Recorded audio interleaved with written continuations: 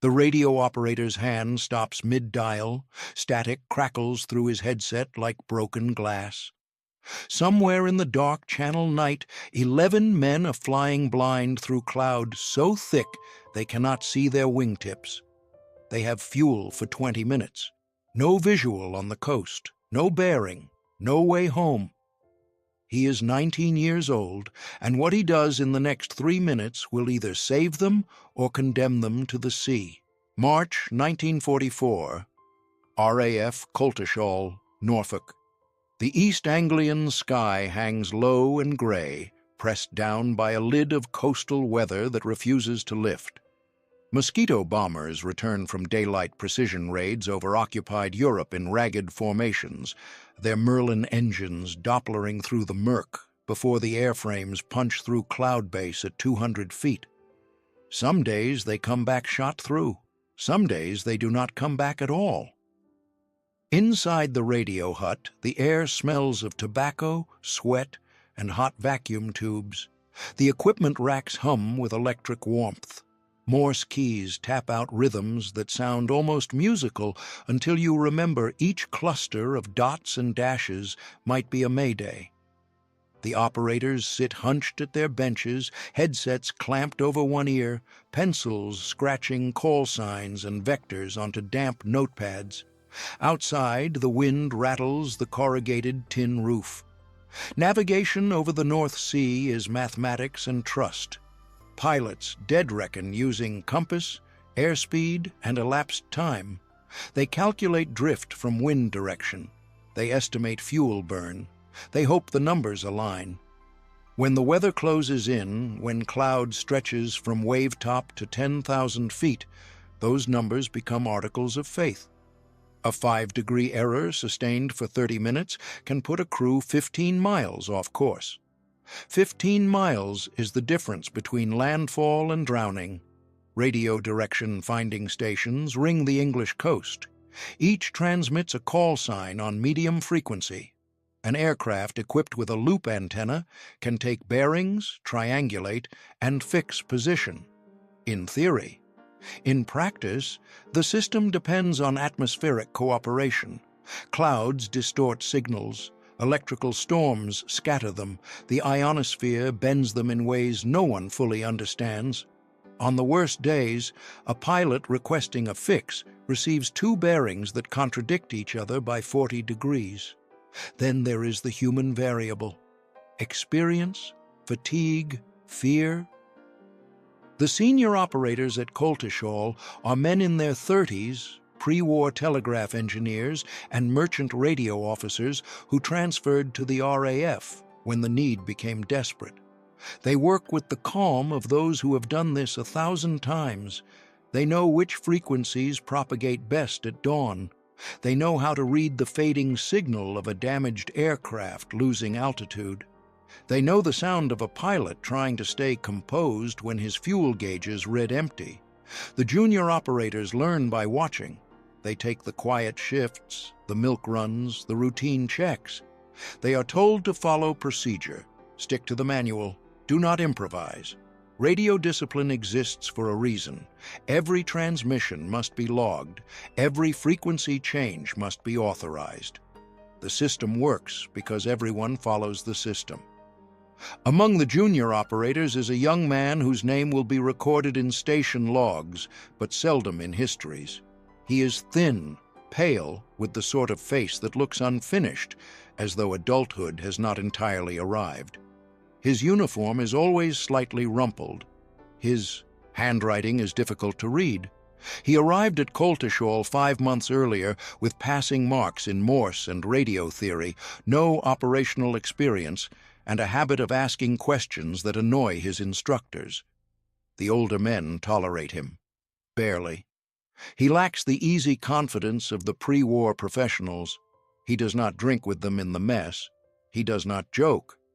He spends his off-duty hours at his bench, pulling apart receiver circuits, measuring component values, sketching modifications in a notebook he keeps folded in his breast pocket. He listens to frequencies outside his assigned range. He tunes through the noise between channels as if searching for something only he can hear.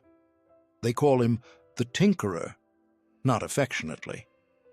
When he proposes an idea during a briefing, the room goes quiet in the way rooms do when someone is overstepped. The senior operator glances at him, then away, and continues speaking as though he had said nothing. Later, in the corridor, a flight sergeant offers advice. Stay in your lane. Do your job. Do not waste the time of men who have forgotten more about radio than you will ever learn. He nods, says nothing, returns to his bench. But the problem does not go away. Aircraft are still getting lost. Crews are still dying within sight of home. Fuel exhausted, descending through cloud with no visual reference and no reliable bearing. The direction-finding network is doing its best, but its best is not enough. The weather is too unpredictable. The equipment is too temperamental. The margins are too thin. Every week, another empty chair in the mess. Every week, another search called off. The young operator keeps listening, keeps sketching, keeps tuning through the static. And then, one night in late March, the weather collapses. If this history matters to you, tap like and subscribe. He was born in the Midlands, in a town whose primary industry was the manufacture of electrical components for the post office. His father assembled telephone exchanges. His mother worked in the winding shop, coiling inductors by hand under flickering workshop lights. The house smelled of solder flux and machine oil. Dinner conversation revolved around resistance values and transformer hum. He was a quiet child, not shy, precisely, but inward. He built crystal radio sets from scraps before he was 10. He learned Morse by listening to coastal stations at night, copying weather reports and shipping traffic onto scraps of paper he kept in a biscuit tin under his bed. While other boys played football, he sat in the garden shed with headphones clamped over his ears, tuning through the shortwave bands, logging distant transmissions in a cramped, meticulous hand. School bored him. The subjects moved too slowly. The teachers taught from memory rather than curiosity. He passed exams without effort and forgot the material immediately afterward. The only subject that held his attention was physics. Not the curriculum version, with its inclined planes and frictionless pulleys, but the real physics of antennas and waveguides, of how electromagnetic fields propagate through space, bending around obstacles and fading with distance. At 16, he took a job as a junior technician at the local post office engineering depot. He repaired trunk line amplifiers and carrier frequency equipment, work that required patience and an intuitive grasp of circuit behavior. He was good at it. The senior engineers noticed. They gave him harder problems. He solved them quietly, without fuss, and moved on. When the war came, he was 18. He could have stayed in reserved occupation. Telecommunications were essential. He would have been exempt from conscription. Instead, he volunteered for the RAF.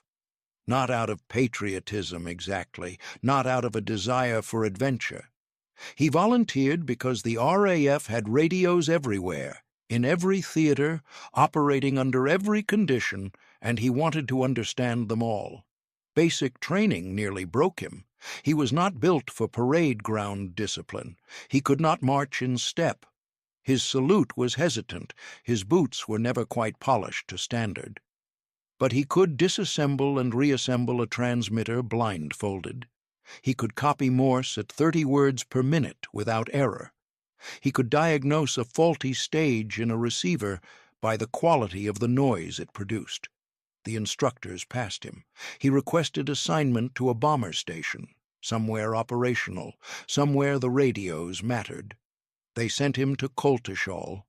He arrived in October 1943 in the middle of a cold snap that turned the airfield into a basin of standing water and frozen mud. The mosquitoes flew regardless. Fast, low-level strikes into Germany and occupied France, precision targets, Gestapo headquarters, railway junctions, V-weapon sites. The crews launched at dawn and returned at dusk, or did not return at all. The radio hut never slept. His first week was overwhelming. The operational tempo, the noise, the constant pressure of lives depending on clarity and speed. He made mistakes, transposed call signs, missed transmissions. Once he gave a bearing that was 10 degrees off because he misread his own handwriting. The pilot corrected him, politely, and he felt the heat of shame crawl up his neck. But he learned. He watched the senior operators. He noted which techniques worked and which did not.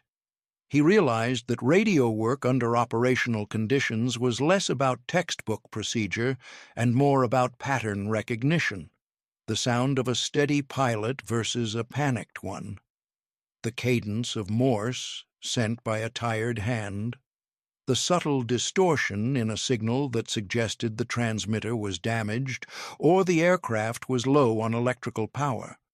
He also began to notice inconsistencies. Aircraft reporting the same position would receive different bearings from different direction finding stations. Crews inbound on clear nights would request fixes and get responses that made no geometric sense. The system was not broken, exactly. It was unreliable in ways that defied prediction. He started keeping a private log. He noted weather conditions, time of day, signal strength, and bearing accuracy. He cross-referenced reports. Patterns emerged. Certain atmospheric conditions correlated with bearing errors. Certain frequencies were more stable than others. The discrepancies were not random. They were systematic. One evening, after a long shift, he approached the senior operator with his notebook. He pointed out the correlations, suggested that they might improve accuracy by switching frequencies based on real-time atmospheric conditions rather than sticking to the assigned channel. The senior operator glanced at the notebook, then at him, and closed it without reading further. "We follow the manual," the older man said. "That is how we stay coordinated. But the manual does not account for—" "The manual," the senior operator repeated, "is not optional." He took his notebook back, said nothing, returned to his bench, but the idea would not leave him. It sat in his mind like a frequency he could not tune out. The problem was older than the war. Electromagnetic waves do not travel in straight lines. They bend, reflect, refract. The same laws that govern light apply, but radio wavelengths are longer, more easily disturbed by the atmosphere. A signal transmitted from a coastal station passes through layers of air with varying temperature, pressure, and humidity. Each boundary bends the wave slightly. At night, the ionosphere descends, reflecting medium-frequency signals back to Earth at steep angles. During storms, electrical discharge scatters the wave front into chaos. Direction-finding equipment measures the angle at which a signal arrives. The measurement depends on the assumption that the signal traveled in a straight line from transmitter to receiver. If the signal has been bent by atmospheric refraction, the bearing is wrong. If the signal has bounced off the ionosphere, the bearing is worse than useless. It is confidently incorrect. The engineers knew this. They had known it since the first radio navigation experiments in the 1920s. They built the system anyway because it was better than nothing. Most of the time it worked well enough. Most of the time was not the problem. The problem was the exceptions. March 1944 was a month of exceptions. A high-pressure system stalled over the North Sea, trapping cold air beneath a warmer layer aloft. The inversion created a duct, a horizontal waveguide that trapped radio signals and carried them far beyond their normal range. Stations in Scotland could hear transmissions from the Channel Islands. Aircraft requesting bearings from Coltishall received responses from stations 200 miles away, their signals arriving stronger than the local transmitter. Bearings became meaningless. Pilots triangulated their positions and found themselves plotted in the middle of the sea, miles from any possible flight path. Some ignored the fixes and navigated by dead reckoning. They made it home. Others trusted the system and flew the headings they were given. They did not make it home. On the night of March 23rd, 6 Mosquitoes launched for a raid on a rail yard near Amiens. Weather was marginal. Cloud base at 800 feet, tops at 12,000. Visibility below cloud less than 2 miles. The raid went as planned. Bombs on target. No losses. The aircraft turned for home. Halfway across the channel, the cloud thickened. Tops rose to 15,000 feet. The Mosquitoes climbed above it, cruising at 18,000 in clear air under a field of stars. They could see the moon. They could see each other's navigation lights. They could not see the ground. They called for bearings. Coltishall responded. The fixes placed them south of their actual position by nearly 20 miles. The pilots corrected their heading and flew north. The error compounded. By the time they crossed the English coast, they were over the Wash instead of Norfolk, drifting further off course with each passing minute. Fuel gauges swung toward empty. The lead pilot requested an emergency vector. Coltishall transmitted a heading. The pilot followed it. The heading led them further north, away from the airfield, toward the cold black expanse of the Lincolnshire fens. One by one, the Mosquitoes began descending through cloud, searching for visual reference. One by one, they vanished from radio contact. 3 crews found breaks in the cloud and landed at unfamiliar airfields, their tanks nearly dry. 2 others belly-landed in fields, wheels up, guided down by instinct and luck. 1 crew did not make it. The Mosquito struck a line of trees at 180 miles per hour. Both men died on impact. The wreckage burned through the night. The accident investigation found no mechanical failure, no pilot error. The aircraft had been serviceable. The crew had been experienced. The cause of death was listed as controlled flight into terrain due to navigational uncertainty, which meant the system had failed them, which meant it could fail again. The station commander called a meeting. The senior operators attended. The young radio operator sat in the back, listening. The discussion circled the same points. Atmospheric propagation was unpredictable. Direction-finding accuracy degraded under certain conditions. There was no reliable way to know when those conditions existed. The best they could do was continue following procedure and hope the weather improved. The young operator raised his hand. The room turned to look at him. The station commander nodded. He stood, awkward, clutching his notebook. He explained that the problem was not the equipment. It was the single-frequency protocol. The assigned channel was vulnerable to ionospheric reflection during temperature inversions. If they monitored propagation in real time and switched to a frequency that was currently stable, they could maintain bearing accuracy even in poor conditions. The senior operator frowned. "How would you monitor propagation in real time?" "By listening," the young operator said. "By comparing signal characteristics on multiple frequencies and selecting the one with the least distortion." "That would require constant frequency changes," the senior operator said. "It would break coordination with other stations. It would confuse the pilots. Not if we brief them in advance. Not if we establish a secondary frequency as a backup." The station commander leaned back in his chair.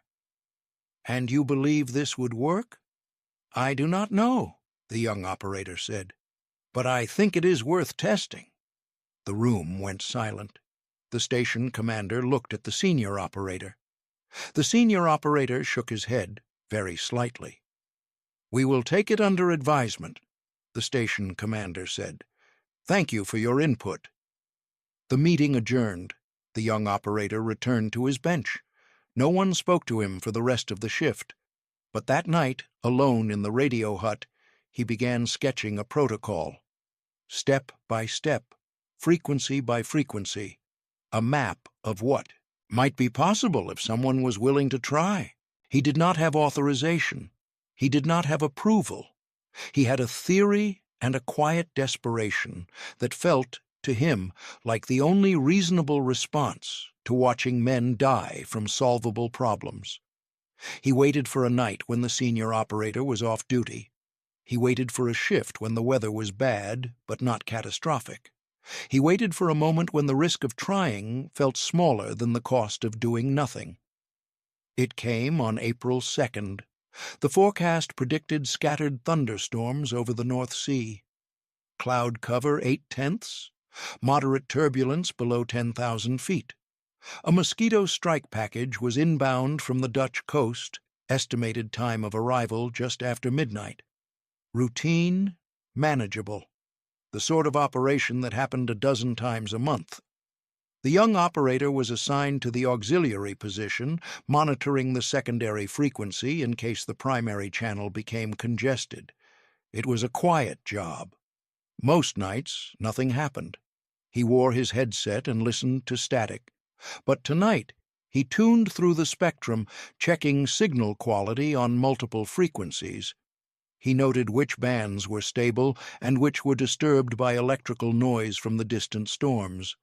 He wrote down propagation characteristics, signal strength, fading patterns. He built a mental map of which frequencies were currently reliable and which were not. The strike package called in on schedule. 6 aircraft, all reporting normal fuel state, all requesting bearings for final approach. The primary operator acknowledged and began coordinating with the direction finding stations. The bearings came back inconsistent.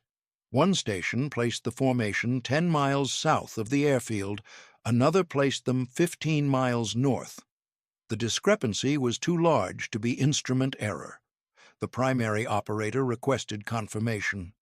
The stations repeated their bearings, still inconsistent. The lead pilot asked for clarification. His voice was calm but edged with the flatness of a man doing arithmetic in his head, calculating fuel against distance and not liking the answer.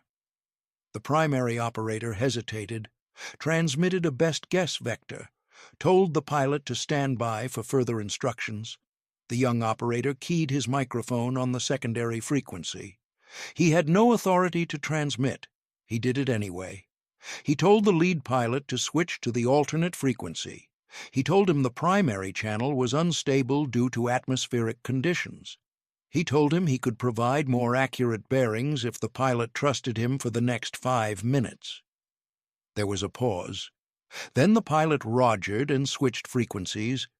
The young operator took a breath, adjusted his receiver, selected a frequency in the lower part of the medium-wave band, one he had determined was propagating cleanly with minimal ionospheric distortion. He contacted a direction-finding station directly, bypassed the normal coordination protocol, and requested a bearing on the new frequency. The station responded. The bearing was sharp, confident. The operator cross-checked with a second station. The bearings agreed within 2 degrees. He transmitted the corrected heading to the pilot, told him to descend to 3,000 feet and look for the airfield beacon at 10 miles. The pilot acknowledged. The formation turned. 8 minutes later, the mosquitoes broke through cloud base. The beacon was directly ahead, exactly where it should have been. The aircraft landed one after another, clean approaches, no drama. The crews shut down their engines and climbed out into the drizzle, tired and cold and alive. The young operator logged the event in his notebook, said nothing to anyone, returned to monitoring the secondary frequency as though nothing unusual had happened. But the lead pilot filed a report. He praised the accuracy of the bearings. He noted the professionalism of the operator on the alternate frequency. He recommended commendation. The station commander read the report. Then he called the young operator into his office. The office was small and smelled of pipe tobacco. A single window looked out over the airfield. Rain streaked the glass. The station commander sat behind a desk piled with maps and requisition forms. He gestured for the young operator to sit. He asked what had happened, no reprimand in his tone, just curiosity. The young operator explained. The frequency instability, the propagation analysis, the decision to bypass protocol in favor of real-time adaptation. He spoke quietly, factually, without embellishment. He expected to be disciplined, possibly reassigned. He did not regret it. The station commander listened. When the young operator finished, the older man leaned back and tapped his pipe against the ashtray. He asked if the technique could be taught, if it could be standardized, if it could be made reliable enough to use operationally. The young operator said he believed so, but it would require changes, flexibility in frequency assignment, training for the operators, coordination with the direction-finding network. It would require trust. The station commander nodded slowly. He told the young operator to write it up, a full protocol, step by step. Assumptions, procedures, contingencies. He wanted it on his desk in 48 hours. The young operator returned to his quarters. He did not sleep. He wrote. The protocol he drafted was not elegant. It was pragmatic. It began with the assumption that atmospheric conditions could not be predicted but could be monitored. Operators would maintain continuous awareness of propagation quality on multiple frequencies. When conditions on the primary channel degraded, they would switch to a pre-designated alternate. Pilots would be briefed on the procedure during mission planning. The direction-finding stations would be notified in advance and prepared to respond on multiple channels. The system depended on operator judgment. It could not be reduced to a checklist. It required experience, situational awareness, and the willingness to act without waiting for permission. It was, in other words, exactly the sort of thing that institutional procedures were designed to prevent. The station commander read the protocol. He forwarded it to Group headquarters. Group forwarded it to Command. Command assigned a signals officer to evaluate it. The signals officer arrived at Coltishall a week later. He was a pre-war academic, a physicist who had spent the 30s studying radio propagation in the Arctic. He interviewed the young operator for 2 hours, asked detailed technical questions, reviewed the logs, examined the frequency charts. At the end of the interview, he told the young operator that the theory was sound, but the implementation would be resisted. Institutional inertia was a force more powerful than logic. He also said that the war had no patience for perfect solutions, only workable ones. He authorized a trial period, 30 days. The young operator would be permitted to use his adaptive frequency protocol on a provisional basis. If bearing accuracy improved, the protocol would be formalized. If it did not, it would be discontinued, and the young operator would return to standard procedure. The trial began on April 15th. For the first week, nothing dramatic happened. The weather was good. Aircraft navigated by visual reference. The radios were back up. The young operator monitored propagation, logged conditions, refined his intuition for which frequencies were stable and which were not. Then the weather turned. A low-pressure system swept in from the Atlantic, bringing rain and fog that blanketed the coast for 5 days. Cloud base dropped to 200 feet. Visibility fell below a mile. Operations continued.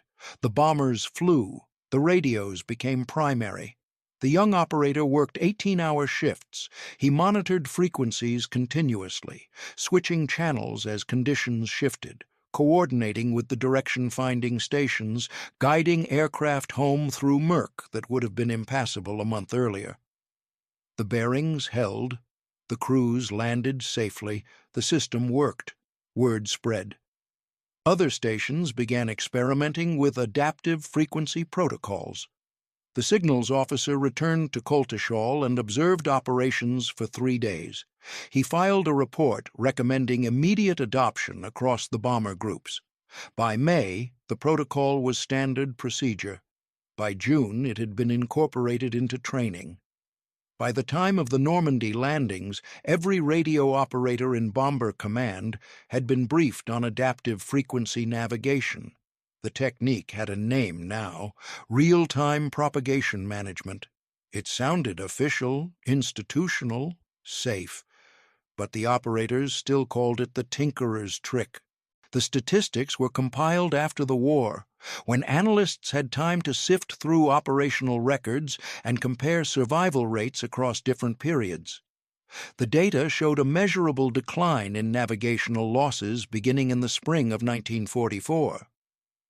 Aircraft that would have been written off as missing in action instead returned safely. Crews that would have ditched in the North Sea instead made emergency landings on friendly soil. The improvement was not dramatic. It did not alter the course of the war.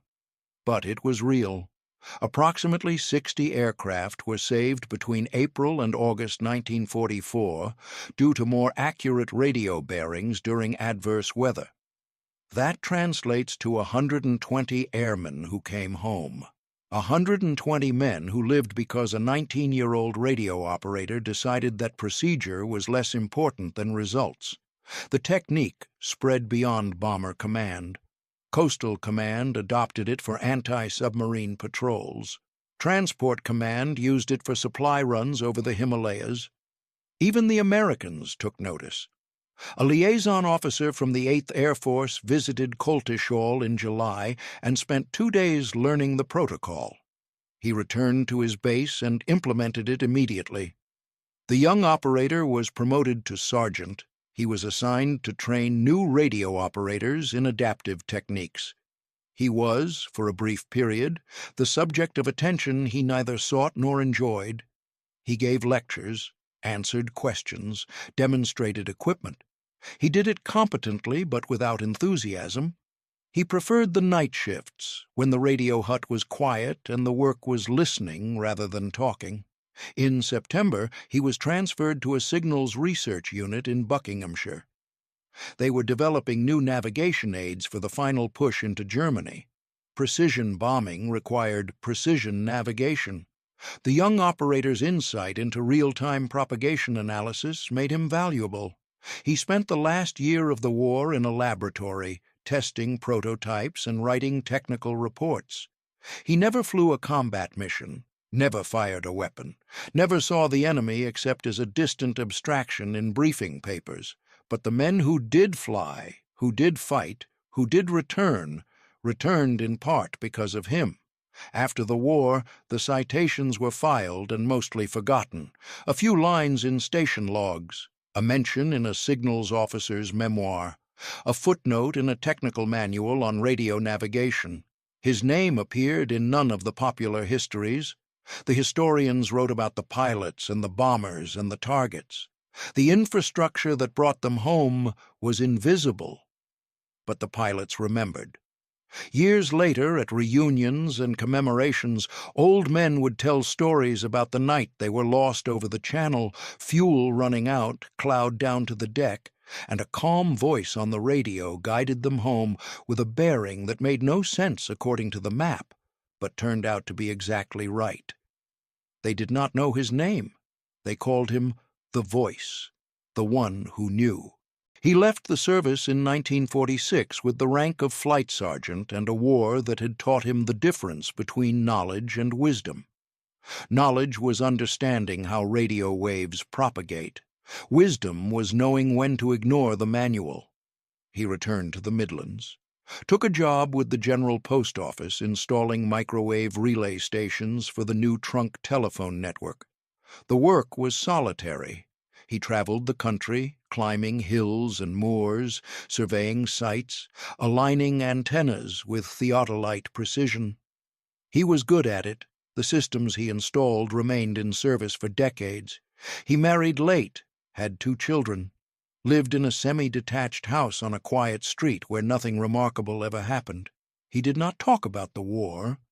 When his son asked, years later, what he had done, he said he had been a radio operator. Nothing special. The son pressed. The father shrugged and changed the subject.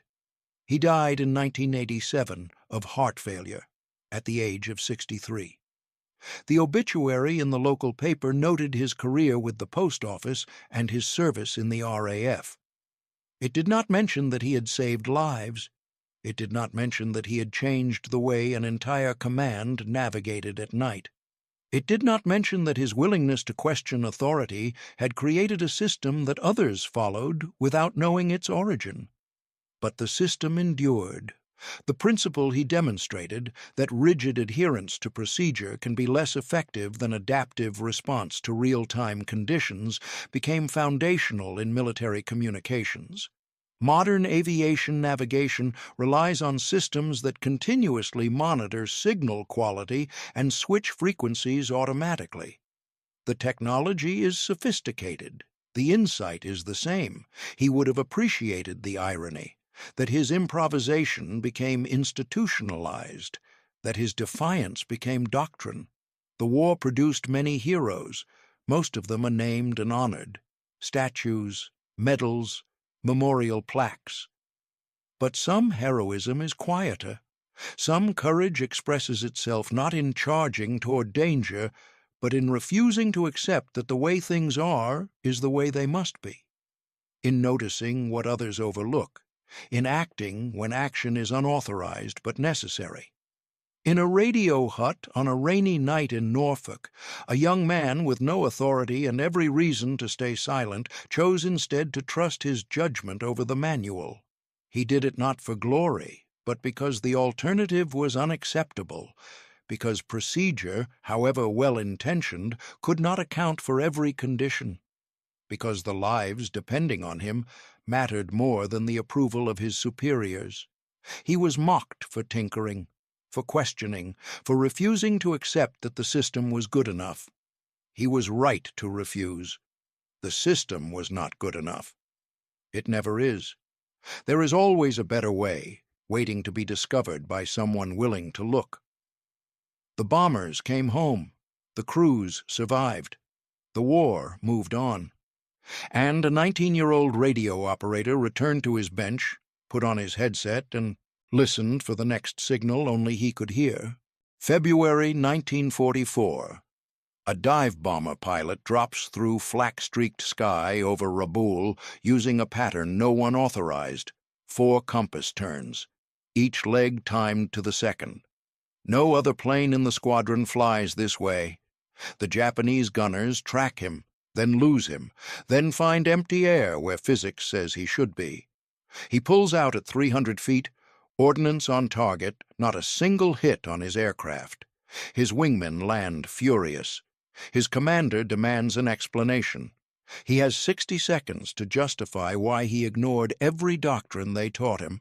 The Solomon Islands burned under a sun that turned aluminum into griddles and sweat into salt crust by noon. It was February 1944, and the Allied advance was grinding north through the Pacific's razor-edge geography. Islands with names most Americans couldn't pronounce became objectives worth dying for. Rabaul, Ca Vieng, Truk. Each one a fortress, each one defended by men who believed surrender was a concept for the already dead. The air war here wasn't clean. It wasn't the high-altitude chess matches fought over Germany, where contrails braided white against blue and altitude bought you distance from the consequences. In the Pacific, you dove low. You saw faces. You smelled the cordite and the burning oil and sometimes the meat smoke that used to be a man. The jungle didn't hide the dead. It displayed them, held them up in the canopy like warnings. Dive bombing was arithmetic written in gravity and fire. You rolled inverted at 8,000 feet, pulled through until the target sat pinned in your gun sight, then pushed forward into a 70-degree plunge. The world became a tunnel. Engines scream, airframe shudder, the target swelling in the reflector glass. At 2,000 feet, you pickled the bomb and pulled. 4 Gs, 5, 6 if you were young and angry and thought your spine could take it. If you waited too long, the jungle came up faster than your elevators could answer. And all the way down, someone was trying to kill you. Japanese anti-aircraft doctrine was a marriage of patience and mathematics. Gunners didn't spray and pray. They plotted, predicted, led the target like a hunter leads a dove. A bomber in a steady dive was the equation with one answer. Trigger discipline and training did the rest. By early 1944, American losses over heavily defended targets were becoming unacceptable. Not catastrophic, not mission-killing, just the slow, grinding math that turns squadrons into ghost rosters. Pilots who survived 4 missions started wondering about the 5th. Maintenance crews stopped learning names. There was a term they used in the ready rooms, never in official reports: attrition arithmetic.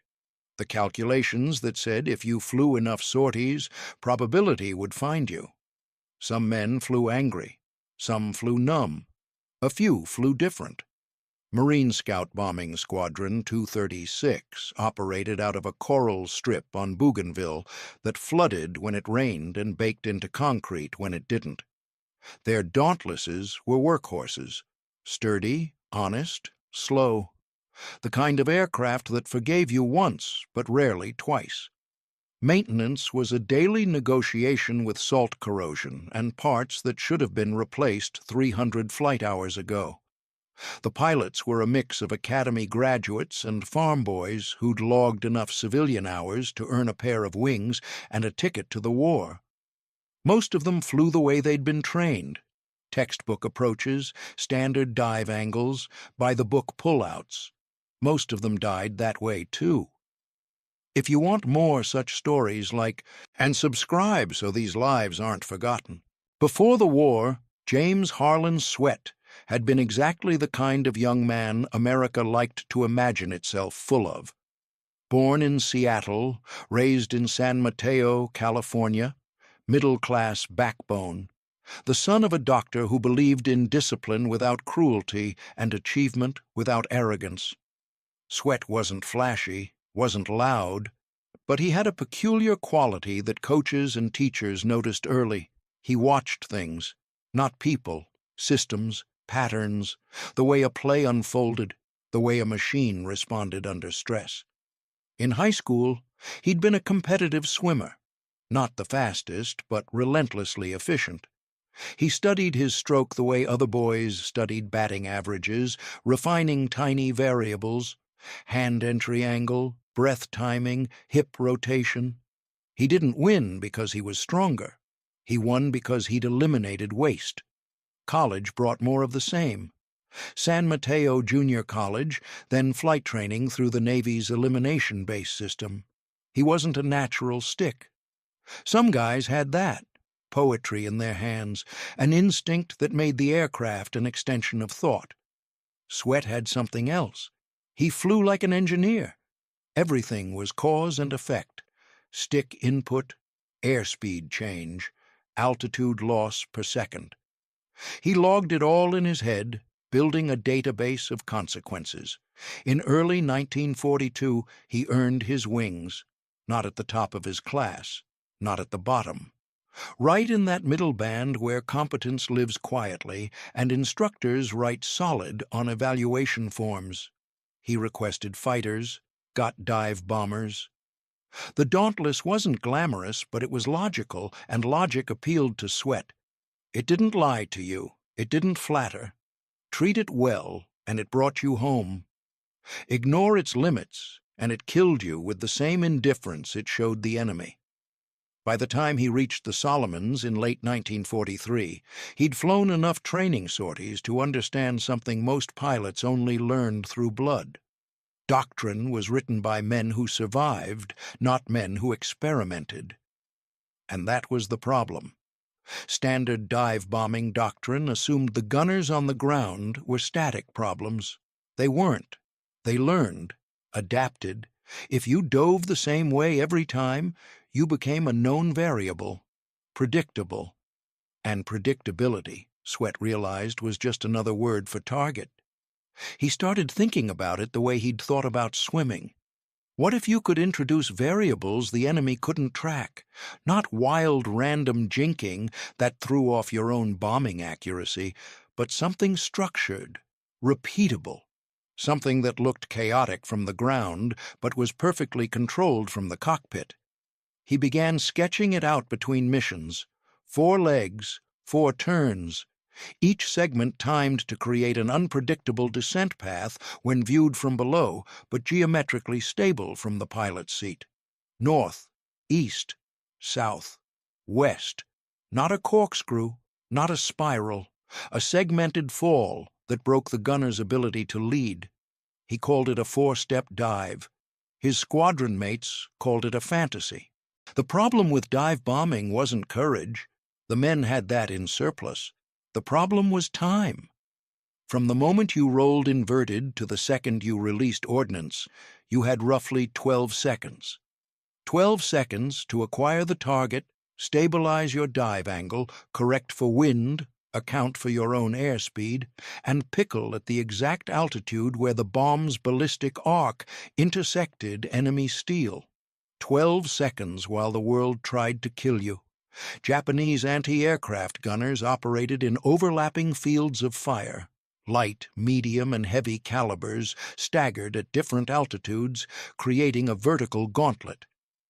At 8,000 feet, you entered the heavy stuff, 88mm equivalent bursts that could shred a wing or snap a fuselage. Below 4,000, the 25s took over, faster tracking, closer to your dive angle. Below 2,000, small arms fire joined in, not always lethal, but enough to punch through aluminum, sever hydraulic lines, or find the soft parts of a human being strapped into the cockpit. The gunners knew the math. They'd done it hundreds of times. A Dauntless in a 70-degree dive fell at roughly 200 feet per second. Predictable. If the pilot held steady, the gunners could walk their fire upward along the projected path and wait for the aircraft to fly into it. Lead time, fuse delay, burst radius, it was all computed before the pilot even started his roll. The only variable was the pilot. If he jinked, if he yanked the stick sideways or skidded the rudder, he threw off the gunner's calculations, but he also threw off his own. The bomb sight was an optical instrument that required stable geometry. Jink too hard, and you turned precision ordnance into expensive dirt fountains. So most pilots didn't jink. They dove straight, accepted the risk, and trusted speed to carry them through. Some made it, many didn't. By February 1944, VMS B-236 had lost 11 aircraft in 3 months. Not all to flak, some to mechanical failure, some to weather, one to a mid-air collision during a poorly coordinated strike. But enough to flak that the squadron intelligence officer started marking target zones by lethality index. Rabaul was a red zone, heavy, experienced, and disciplined anti-aircraft coverage, the kind of place where even perfect execution got you killed if you were unlucky. There were no solutions in the tactical manuals. You could vary your approach altitude. That helped once, maybe twice. Then the gunners adjusted. You could come in from a different cardinal direction. Same problem. The defenses adapted faster than you could innovate. Some pilots tried shallower dives, 45 degrees instead of 70. That kept you out of the worst flak, but it gutted your accuracy. Bombs dropped from shallow angles skipped, tumbled, or detonated wide. The trade-off was always the same: safety or effectiveness, never both. Sweat believed that was a false choice. He'd watched enough missions to see the pattern. Pilots who survived weren't always the best. They were the ones the gunners lost. Not because of luck, because of confusion. A split-second hesitation in the tracking solution, a miscalculation of lead angle. The bombers that lived were the ones the gunners couldn't quite pin down. He started thinking about confusion as a weapon, not chaos. Chaos killed you as surely as it killed the enemy. But deliberate, repeatable confusion, something that looked random to the observer but was mathematically predictable to the person executing it. A dive pattern that changed vector just often enough to break the gunner's tracking solution without breaking the pilot's bombing geometry. 4 turns, 4 legs, each one calculated to shift the aircraft's position just outside the gunner's predicted cone of fire. He worked it out on paper first. Angles, rates of descent, compass headings. It looked feasible. But paper didn't have flak bursts or adrenaline or the screaming tunnel vision of a combat dive. He brought it to his flight leader. The answer was no, not hostile, not dismissive, just no. Doctrine existed for a reason. Experimental maneuvers got people killed. If Sweat wanted to improve his survival rate, he should focus on fundamentals: smoother entries, tighter pullouts, better target recognition. Sweat nodded, thanked him, went back to his tent and kept refining the numbers. The spark didn't arrive as revelation. It arrived as arithmetic. Sweat had done the math a dozen times, but one evening in late February, it finally clicked. He was sitting on an ammunition crate outside the maintenance tent, watching the crew chiefs patch shrapnel holes in a Dauntless that had limped back from Rabaul. 17 holes, most in the tail section. Classic tracking solution. Gunners leading the dive, walking fire up the predicted path. He pulled out his notebook and sketched the descent again. Standard dive, straight vector, constant rate. Easy to track. His dive. 4 discrete turns, each 30 degrees off axis, each held for 3 seconds, creating a descending zigzag when viewed from the ground. But, and this was key, the turns were timed and angled so that they averaged out to the same vertical descent rate as a standard dive. Same altitude, same bomb release point, same terminal dive angle, different path. To the gunners, it would look erratic. To the pilot, it was clockwork. He ran it past his wingman during pre-flight the next morning, told him the theory, showed him the sketch. His wingman stared at it the way you stare at someone who just suggested flying upside down for better visibility. He told Sweat it was insane. Told him he'd over-G the airframe or lose situational awareness or dump the bomb wide because he was too busy turning to aim. Told him doctrine existed because smarter men had already tried everything else. Sweat didn't argue. He just asked one question. Had anyone actually tried it? Silence. The mission that morning was a supply depot on the eastern coast of New Ireland. Secondary target, moderate flak, good visibility. The kind of mission where the brass tolerated some creativity because the stakes weren't existential. Sweat briefed his assigned dive. Standard approach, standard pattern. But once he was airborne, alone in his cockpit at 8,500 feet with the target marked and the flak starting to blossom below, he made a choice. He rolled inverted, pulled through, steadied at 70 degrees, and then he started turning, first leg, north, 3 seconds, airspeed building, altimeter unwinding, the target drifting left in the sight. Turn, second leg, east, 3 seconds. Mild buffet as the dive angle steepened. The flak bursts were tracking behind him now, chasing where he used to be. Turn, third leg, south. The target swung back into the sight. Range decreasing. The math was holding. Turn. Fourth leg, west. Final alignment. The target centered. His thumb found the pickle button. He punched it at 2,000 feet and pulled hard into the recovery. 5.5 Gs. Vision narrowing, the horizon swinging back to level. He checked 6.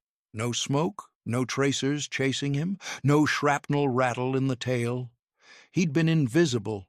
His wingman radioed him on the way back, voice tight with something between anger and awe.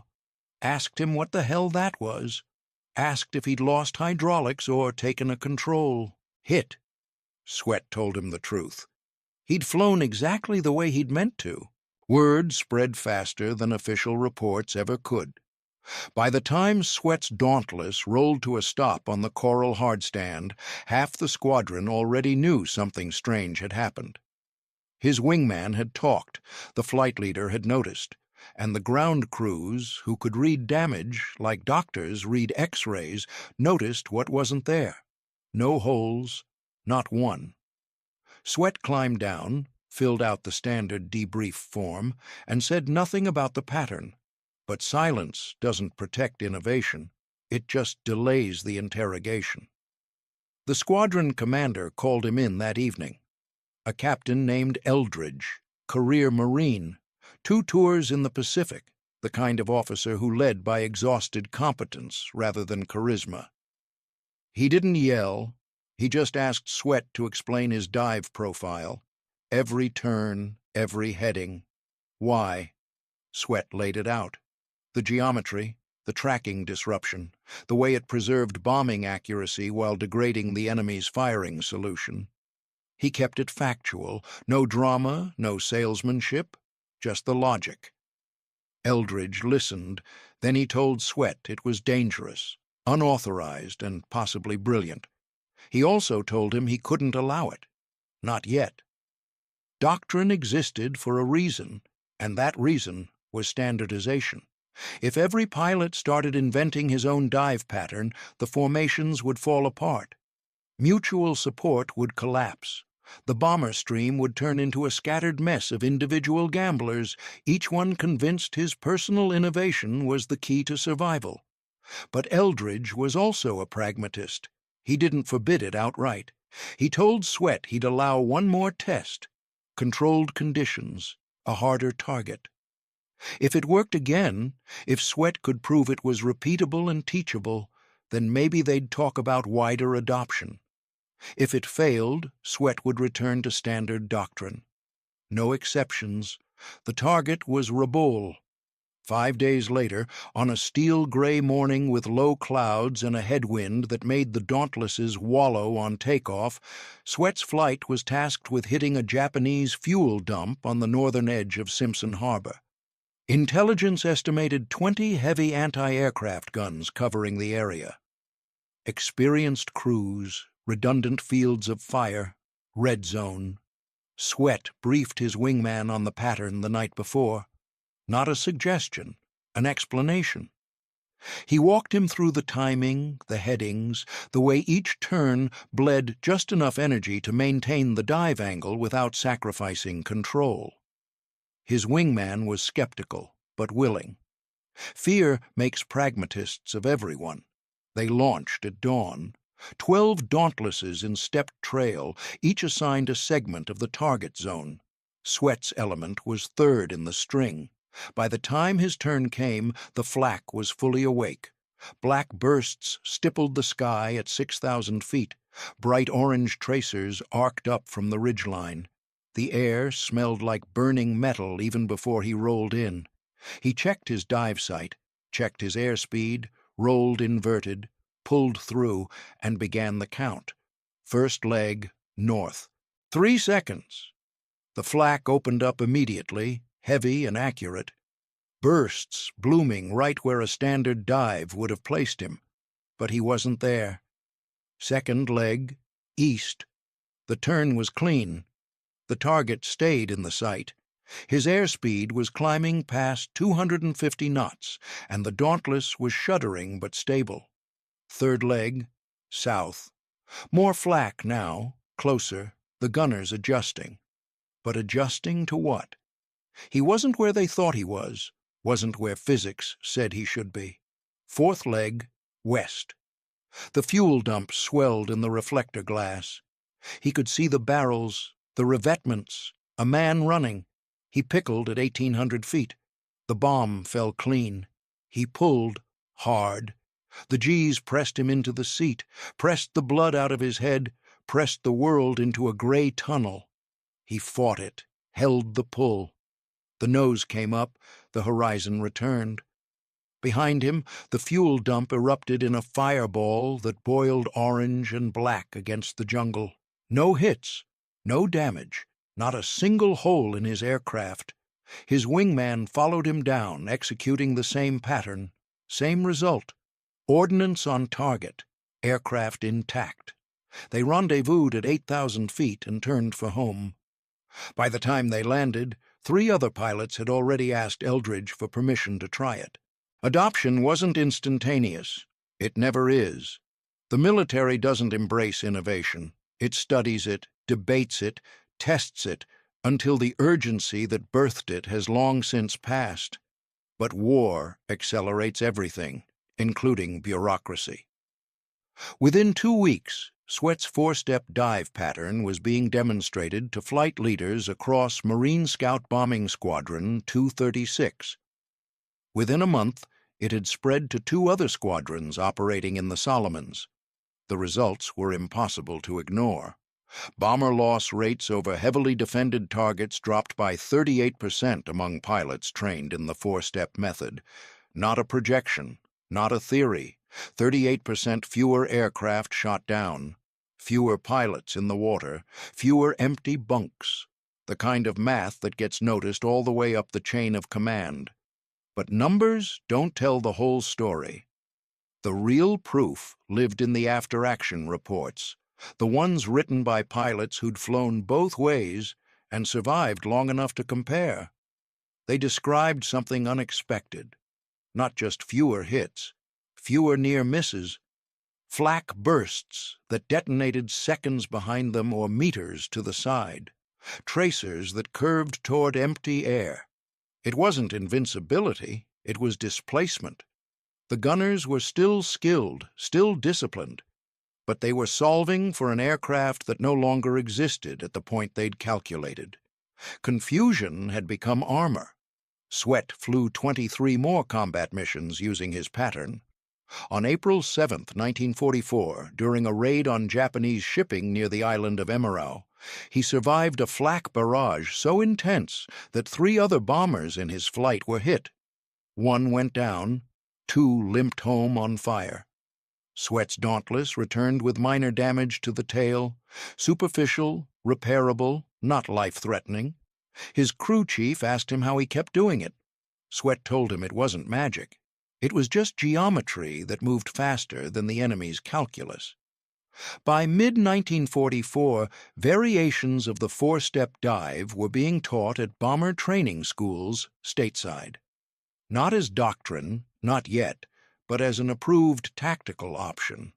Some instructors resisted, called it gimmickry, said it taught bad habits, rewarded complexity over discipline. Others saw it for what it was, proof that survival and effectiveness didn't have to be mutually exclusive.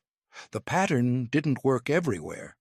Over flat terrain with interlocking radar-directed guns, it offered less advantage. The truly skilled gunners adapted, learned to predict the turns, adjusted their lead. But even then, it bought time. A second. 2 seconds. In a dive, 2 seconds was the difference between fire and impact, between steel and flesh. And in aggregate, across hundreds of sorties, those seconds added up to lives. The tactical impact rippled beyond the Dauntlesses. Fighter pilots started experimenting with segmented attack runs during strafing missions. Torpedo bombers played with course variations during their final approach. The underlying principle, break the predictability, without sacrificing the mission, became a thread woven into strike tactics across the Pacific theater. Sweat himself was awarded the Medal of Honor in 1943 for actions unrelated to his dive pattern.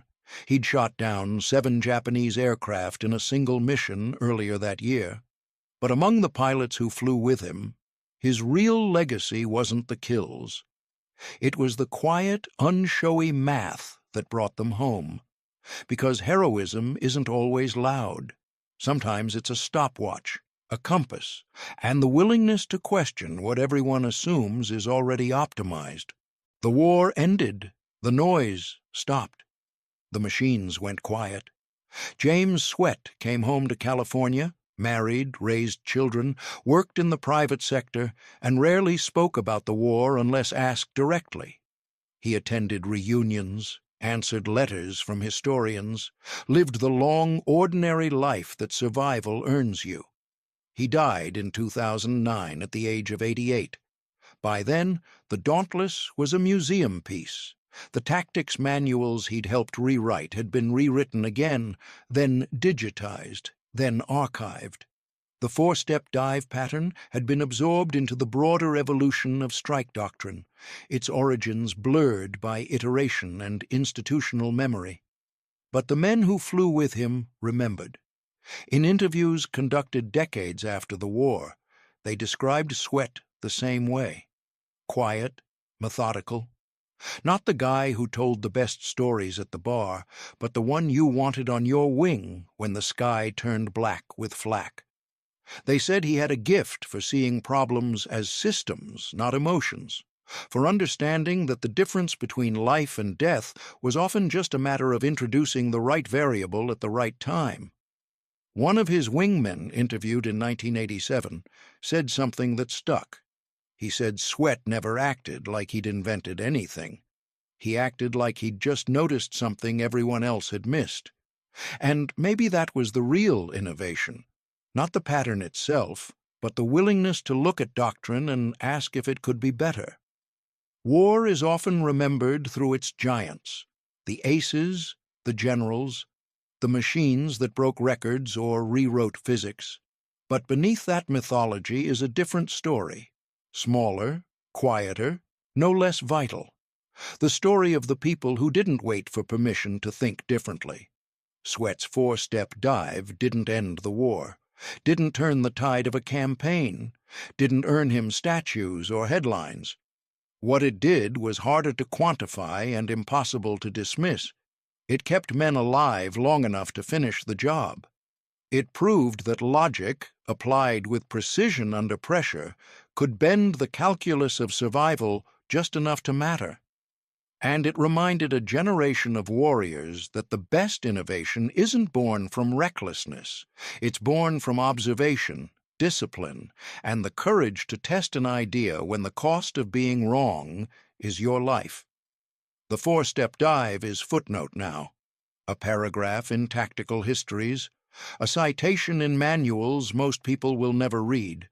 But for the pilots who flew it and the families who welcomed them home, it was everything. Because in the end, war doesn't care about elegance or audacity. It cares about results. And sometimes, results look like a dive bomber pulling out of a flak-filled sky with a pilot who refused to accept that survival was just a matter of luck. Sometimes, survival is just math, flown with enough conviction to make the impossible repeatable. And sometimes, that's enough.